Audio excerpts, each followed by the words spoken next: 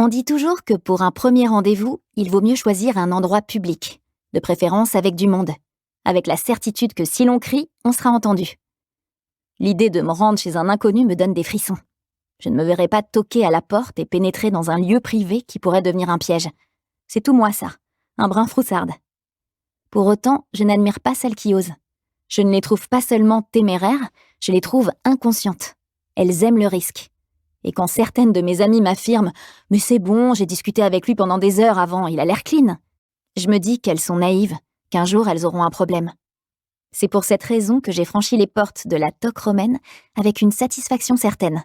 Ou comment voir quelqu'un l'air de rien tout en le découvrant dans son environnement, en toute sécurité, et avec la certitude de pouvoir en sortir dès lors que je l'aurais décidé, sans obligation de donner suite.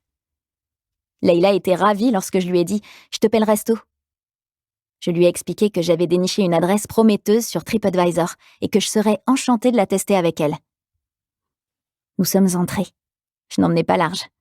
J'étais à la fois contente de ma surprise et un peu stressée. Nous avons été accueillis par une serveuse qui nous a installés à une table, dans un coin. J'ai choisi sciemment le fauteuil qui faisait face à toute la salle, orienté vers la cuisine. Il ne pourrait pas me louper, si tant est qu'il parvienne à s'en extraire. « Tu as l'air nerveuse », a remarqué Leïla. Elle me connaît par cœur. Et puis, j'ai beau être comédienne, dans la vie, je ne sais pas jouer. Parce que je ne suis qu'un paquet d'émotions et de contradictions. « Tu te rappelles l'homme qui m'a écrit un mail ?»« Ouais », m'a répondu mon ami d'un air qui signifie « je vois pas le rapport ». « Tu lui as répondu finalement ?» J'ai fait non de la tête. En revanche, il se trouve que c'est son restaurant. Je me suis dit que ce serait peut-être sympa de tenter de le voir, mais à vrai dire, je n'assume qu'à moitié d'être là. Leïla m'a regardée avec de grands yeux et s'est mise à rire. Une adresse prometteuse, qu'elle disait. La bonne blague, tu m'étonnes. Je ne t'aurais pas cru capable d'expérimenter ce genre de plan. Mais c'est marrant, je suis bien contente d'être aux premières loges. La serveuse revenait juste à ce moment-là pour nous proposer un apéritif et nous expliquer le principe.